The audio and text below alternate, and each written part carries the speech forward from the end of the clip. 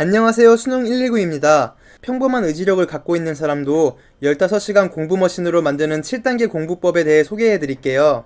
이 공부법은 실제로 5년간 멘토링을 하며 만난 여러 멘티들이 공부량을 크게 늘린 방법이기도 합니다. 효율적인 공부법을 알더라도 절대적인 공부량이 부족하면 성적은 오르지 않습니다. 효율적으로 미쳐야 성적이 오릅니다. 특히 중하위권대 학생들 중 공부량이 부족한 경우가 정말 많습니다. 근데 오늘부터 공부 열심히 해야지 시기 다짐만으론 공부량이 쉽게 늘지 않아요. 어쩌다 하루 이틀 불타오를 순 있어도 금방 지쳐 나가 떨어지죠. 그래서 공부량을 늘리기 위한 전략적인 방법을 이용해서 꾸준히 실천하는 것이 필수적입니다. 의지박약 탈출, 열공 모드 진입을 위한 7단계 공부법을 그림으로 나타냈습니다. 그림 잘 그렸나요? 7단계 공부법의 대원칙은 조금씩 공부량 늘리기입니다. 7단계 모두 이 대원칙과 직간접적으로 연결되어 있거든요. 왜인지는 뒤에 설명드릴게요. 지금 하루에 2시간 공부하고 있으면서 당장 내일부터 15시간 공부를 목표로 삼지 말아주세요. 단계별로 조금씩 공부량을 늘려가야 중간에 포기하지 않습니다. 의지박약 탈출, 열공 진입을 위한 1단계입니다. 동기부여에 집착하지 말자. 내가 왜 공부해야 하는지에 대한 확고한 동기부여가 있으면 오랜 기간 치열하게 공부할 수 있어요. 하지만 수험생들 중 대단한 동기부여가 있는 사람들 거의 없습니다. 좋은 대학 가려고 하는 이유는 다들 비슷하니까요. 여기서 중요 포인트가 나옵니다. 열공하기 위해 대단한 동기부여가 필요 없다는 거예요. 그러니 대단한 동기부여 찾기 위해 오래 고민하지 마세요. 공부를 왜 열심히 해야 하는지에 대한 엄청난 깨달음 필요 없습니다. 감동적인 합격수기 읽어도 잠깐 자극받고 잊혀진 적 많잖아요. 나와 남들에게 떳떳하고 싶어서 좋은 직장 얻고 싶어서 정도의 평범한 동기부여로도 충분합니다. 동기부여에 집착할 필요 없고 그냥 열심히 하는 게 중요한 또 다른 이유를 알려드릴게요. 특별한 동기부여가 있어서 열심히 공부하는 경우보다 공부를 열심히 하는 과정에서 자연스럽게 동기부여되는 경우가 많기 때문이에요. 우리가 알고 있던 상식이랑 좀 다른 것 같죠? 하지만 열심히 공부하는 사람들 대부분은 저 방식으로 스스로에게 동기부여를 줍니다. 열심히 공부하는 내 모습에 뿌듯함을 느끼고 이전에 풀리지 않았던 문제들을 풀어가며 성취감을 느끼죠. 이 과정에서 열심히 하면 나도 할 수 있다는 동기부여를 얻습니다. 이 자신감과 뿌듯함으로 더 열심히 공부하게 되고요. 그러니 내가 왜 공부해야지라는 동기부여를 찾아 헤매지 말아요. 그냥 내게 주어진 하루하루를 충실하게 보내다 보면 자연스럽게 동기부여가 될 테니까요. 근데 최소한의 동기부여거리도 없어서 공부를 시작조차 하기 힘들다면 충격요법이 답입니다. 직접 돈 벌어보는 게 가장 큰 충격요법이죠. 알바하는 멘티분들, 직장 생활하다 늦은 나이에 공부 다시 시작하는 멘티분들 모두 공부 정말 열심히 합니다. 돈 버는 것의 고됨을 알기 때문이죠. 왜 공부해야 하는지 도저히 모르겠을 땐 단기 알바라도 해보는 거 추천드립니다. 또 올해 수능이 망하면 어떤 모습으로 살지를 떠올려 보는 것도 좋습니다. 재수, 삼수, N수를 하거나 목표를 이루지 못한 앞으로의 내 삶을 떠올려 보는 거죠. 위기감을 느끼고 공부를 할 겁니다. 일종의 위기주도 학습이죠. 사람은 감정의 동물이에요. 감정을 공부에 도움되는 방향으로 똑똑하게 활용합시다. 의지박약 탈출을 위한 2단계, 완벽주의를 버리자입니다. 완벽주의는 꾸준한 실천이 가장 큰 장애물입니다. 공부량에서의 완벽주의를 예로 들어볼게요. 열공하고자 다짐한 첫날부터 15시간 공부해야지 같은 거창한 목표는 나를 1시간조차 공부하게 만들지 않아요. 해낼 수 없을 것 같은 거대한 목표에 겁을 먹어 시작 자체를 하지 않기 때문이에요. 처음부터 이렇게 거창한 목표를 가지고 있으면 아침에 공부 제대로 하지 못한 나를 자책하며 하루 전체를 날리는 비합리적인 행동도 하게 됩니다. 그러니 공부 시간을 하루에 1시간 정도씩 늘리는 걸 목표로 삼아주세요. 열공하기로 다짐한 첫날 3시간을 공부했다면 일주일만 지나도 무려 10시간이 됩니다. 그러니 조급하게 처음부터 10몇 시간 공부를 목표로 삼을 필요 없어요. 중간에 포기하기 딱 좋아지니까요. 내가 할 수 있을 것 같은 공부량의 70%에서 시작합시다. 조금씩 나아지는 스스로에게 칭찬도 아낌없이 해주시고요. 공부법에 대한 완벽주의도 정말 안 좋습니다. 인터넷에 수많은 공부법이 떠도는 시대입니다. 완벽주의적인 학생들은 이 공부법 사이들에서 끝없는 고민을 하죠. 정말 비합리적인 행동이에요. 어느 정도 맞는 방법인 것 같으면 일단 직접 공부해보세요. 제대로 실천하는 것도 없으면서 여러 공부법들 사이에서 고민만 하는 것보다 직접 공부해보면서 어떤 방법이 효율적인지 고민하는 게 훨씬 좋습니다. 고민만 할 때가 아니라 직접 공부하는 과정에서 진짜 중요한 문제점이 나오기 때문입니다. 그러니 어떤 공부법이 좋은지 나쁜지 고민하는데 시간 너무 많이 쓰지 마세요. 특히 취약 과목 공부법에 고민이 너무 많아 오히려 취약 과목 공부를 아예 회피해버리기도 해요. 약한 과목에 시간 투자를 해야 전체 성적이 오르는데 거꾸로 공부하는 거죠. 공부법에 대한 완벽주의가 이렇게 위험합니다. 공부량 공부법에 대한 완벽주의적 태도는 필연적으로 우울감, 무기력함, 불안감을 만들어냅니다. 목표가 너무 높아 현실이 따라가지 못하니 부정적인 감정을 느낄 수밖에 없죠. 이런 나쁜 감정들은 공부에 쓰여야 할 의지력을 고갈시켜서 조금만 공부해도 금방 지치게 만듭니다. 그러니 열공 모드 진입을 위해 꼭 완벽주의적 태도부터 내려놓도록 합시다. 오전 시간 날렸으면 목표량 줄이고 오후부터라도 열심히 해서 달성률 높게 찍으면 됩니다. 아직 목표로 하는 성적과는 거리가 멀지라도 어제보다 조금이라도 나아진 내가 됐으면 충분합니다. 완벽주의적 태도를 버리고 나도 해낼 수 있다는 마인드를 가집시다. 그래야 하루를 열심히 보낼 수 있는 에너지가 생기니까요. 긍정적인 마인드를 갖는 게 정말 중요합니다. 열공 모드 진입을 위한 3단계, 방해되는 공부 환경 제거입니다. 공부를 열심히 하려면 의지력이 필요합니다. 근데 공부에 필요한 의지력은 핸드폰 배터리 같은 거예요. 핸드폰을 사용하면 배터리가 떨어지는 것처럼 공부를 하다 보면 의지력이 소모됩니다. 그래서 공부에 쓰여야 할 의지력이 불필요하게 소모되지 않도록 공부 환경을 잘 설정하는 게 중요해요. 나쁜 공부 환경의 대표적인 예로 폰 사용이 있습니다. 공부하다 보면 중간중간 폰으로 카톡도 하고 유튜브도 보고 인터넷도 보게 되죠. 다들 공부할 때 폰 해봐서 알 거예요. 폰이 얼마나 공부 시간과 집중력을 잡아먹는지에 대해서요. 그래서 다들 공부할 때 폰 하는 걸 참으려고 노력합니다. 근데 폰 하는 걸 참으려는 행동조차 공부에 쓰일 의지력을 갉아먹는 거예요. 그래서 공부하는 곳에 폰을 아예 가져가지 않는 걸 추천드립니다. 폰을 참을 일조차 없게 하는 거죠. 3일 동안만 시험 삼아 해보세요. 총 공부 시간과 집중도가 드라마틱하게 올라갈 겁니다. 잠 잘 자는 것도 의지력 관리에 있어서 정말 중요합니다. 충분한 숙면 뒤엔 의지력이란 배터리는 100% 충전 상태겠죠. 하지만 잠을 제대로 자지 못한 날은 의지력이란 배터리는 거의 방전 상태입니다. 공부에 쓰일 의지력이 부족한 상태라면 그날 공부가 잘 될 리 없겠죠. 그러니 규칙적 기상 취침과 최소 6시간 이상 충분한 숙면 꼭 매일 지킵시다. 집에서 공부할 생각은 아예 하지 말아주세요. 집엔 TV, 침대 같은 각종 유혹거리들이 많잖아요. 이 유혹거리들을 참는 것 자체가 의지력을 갉아먹습니다. 공부는 꼭 집 밖에서 합시다. 물리적 환경뿐만 아니라 정신적 환경도 잘 관리해야 합니다. 과도한 걱정, 불안은 공부에 쓰여야 할 의지력을 깎아먹거든요. 쉽진 않겠지만 진인사 대천명의 마음을 가져주세요. 매일매일 수험생으로서 할 수 있는 최선을 다하고 그 결과 나오는 성적은 겸허하게 받아들이겠다는 태도를 가져달라는 뜻입니다. 과도한 걱정이 사라져야 공부를 열심히 할 수 있고 좋은 성적을 받을 가능성도 높아집니다. 의지박약 탈출을 위한 4단계는 작은 성공부터 시작하자입니다. 완벽주의를 버리고 공부 환경도 잘 갖춰놨으면 이제 실천을 할 단계입니다. 위에 했던 말에서 중간에 작은 성공 하나 추가했네요. 열심히 공부하는 과정 속 나오는 작은 성공들에 대해선 스스로에게 칭찬을 아끼지 마세요.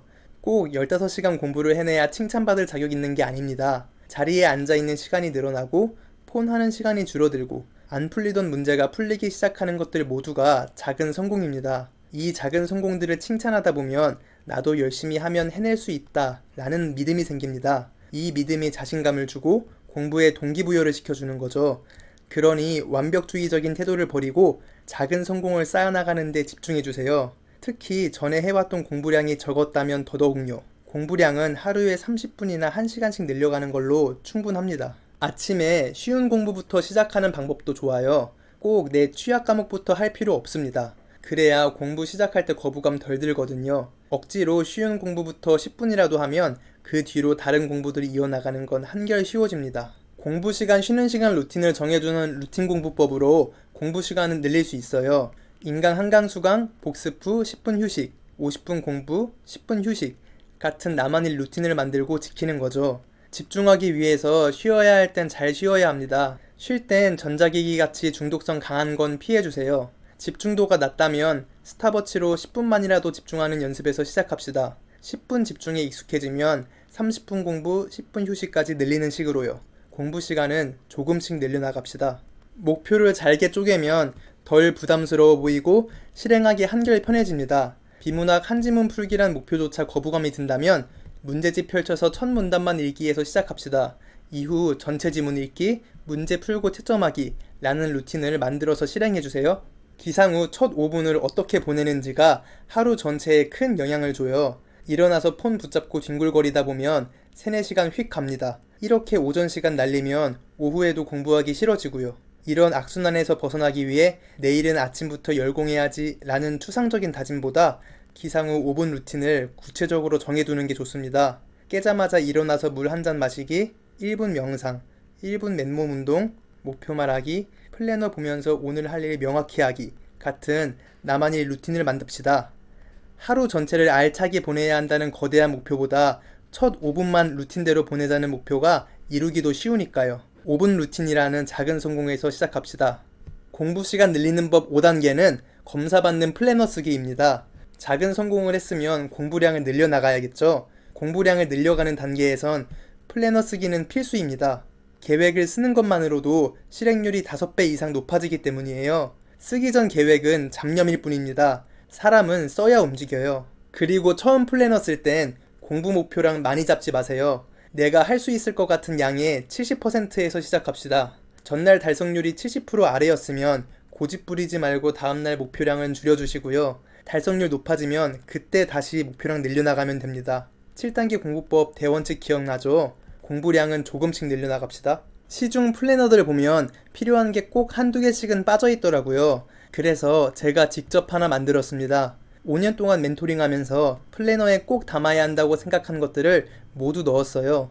중요도순 목표 설정, 수면 패턴, 전자기기, 직후 복습, 집중도 관리, 주기적인 점검에 도움 주기 위한 플래너예요. 영상 설명란에 구매 링크 달아두었습니다. 공부와 생활 습관 전반을 직접 매일 쓰면서 관리하면 확실히 습관이 더 빨리 잡혀요. 자세한 내용은 플래너 쓰는 법 영상 참고해주세요. 이 영상도 공부량 늘리는데 도움 많이 될 거예요. 그리고 플래너 작성에 강제성을 부여하는 게 정말 중요합니다. 혼자서는 귀찮아서 잘 안 쓰게 되거든요. 그래서 플래너를 다른 사람에게 검사받는 게 가장 좋아요. 그 방법으로 공부 인증 어플 사용이나 멘토링 참여 같은 걸 들 수 있죠. 모두 타인의 시선을 이용해서 강제성을 부여하는 방법들입니다. 6단계 습관이 될 때까지 3주 동안만 버티자. 새로 시작하는 행동이 습관이 되기까지 3주라는 연구 결과가 있어요. 습관만 되면 열심히 공부하는 게 한결 편해집니다. 그러니 열심히 사는 게 습관되기 전까지는 버텨야 합니다. 하지만 이 3주가 꽤 힘들 거란 건 인정할게요. 힘든 3주를 잘 버텨내기 위해 주기적으로 스스로에게 보상을 주는 것이 좋습니다. 스스로 주는 보상엔 여러 가지가 있지만 3가지 예를 들어볼게요. 첫 번째로 스스로에게 칭찬을 아끼지 마세요. 특히 플래너 쓸 때요. 목표로 한 공부 맞춰서 동그라미 칠 때, 달성률이 점점 높아지는 걸 볼 때, 집중해서 공부한 시간은 A 표시를 하며 자신에게 칭찬해주세요. 공부 잘 된 날엔 셀프 피드백란에 칭찬이 한마디 꼭 씁시다. 이 과정에서 얻은 뿌듯함과 자신감은 열공이 동력입니다. 이게 바로 플래너를 써야 하는 이유죠. 두 번째로 일주일을 성실하게 보냈다면 주말 한나절 정도는 하고 싶은 거 하면서 쉬어주세요. 특히 외로움을 느낀다면 사람들 만납시다. 수험생에겐 감정 관리도 정말 중요해요. 외로움 같은 부정적인 감정은 공부에 쓰여야 할 의지력을 깎아먹거든요.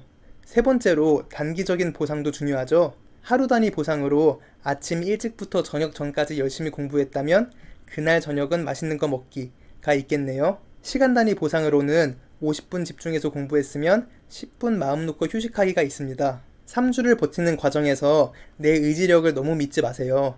의지력은 조그만 유혹에도 쉽게 무너져 내려버리는 것이니까요. 그래서 행동장치를 마련하는 게 좋아요. 행동장치는 강제적으로 나를 행동하게 만드는 장치입니다. 다른 사람에게 검사받는 플래너가 대표적인 예죠.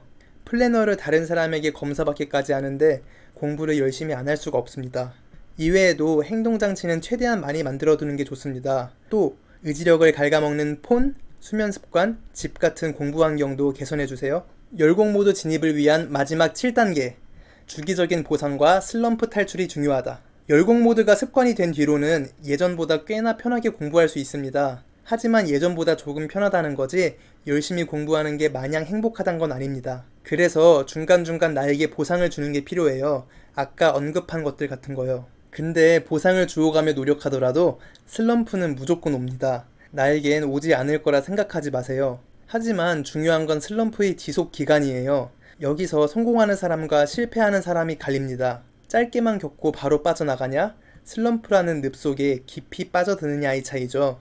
슬럼프 탈출법도 간단합니다. 작은 성공에 집중하는 거예요. 슬럼프가 올 때면 공부 목표량을 평소보다 줄여서 그 목표량을 해내는 데만 집중해주세요. 대단한 깨달음과 동기부여로 슬럼프에서 탈출하는 경우는 거의 없습니다. 작은 목표량이더라도 최소한 오늘 해야 할 건 해냈다는 성취감이 있으면 슬럼프에서 빨리 빠져나올 수 있어요. 그래서 완벽주의 성향이 강할수록 슬럼프에 오래 빠지기 쉽습니다. 아침 공부를 제대로 못해서 완벽하지 못했던 자신에게 실망하고 하루를 통으로 날리는 완벽주의자에 대해 생각해 볼게요. 이런 사람이 내일은 완벽하게 보낼까요? 그럴 리 없습니다. 그렇게 내일도 나태하게 보내버리면 나태함이 습관이 됩니다.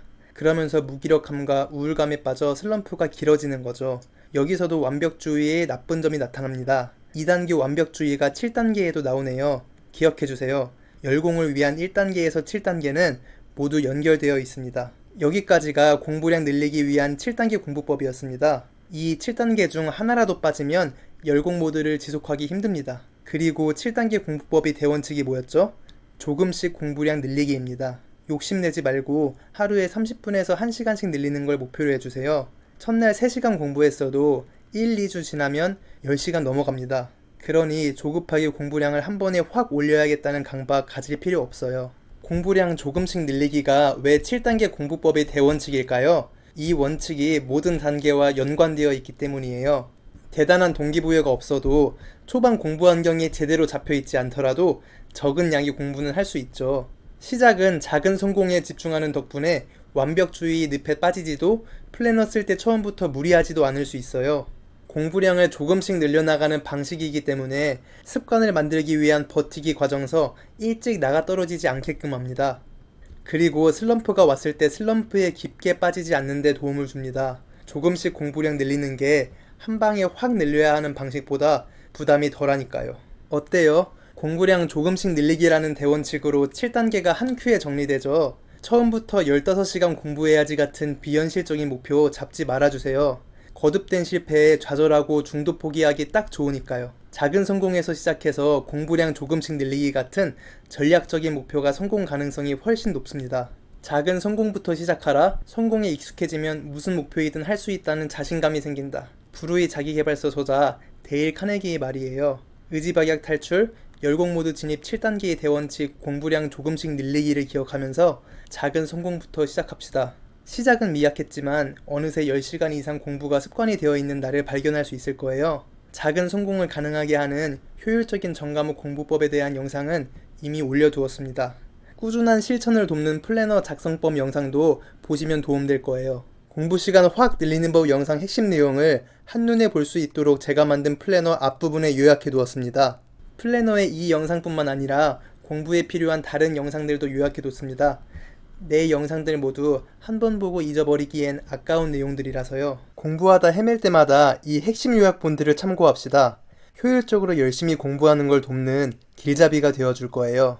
플래너 출시 기념 240만원 상당 구독자 이벤트 진행 중이니 영상 설명 부분 참고해주세요. 영상이 도움됐다면 좋아요, 구독 꾹 눌러주세요.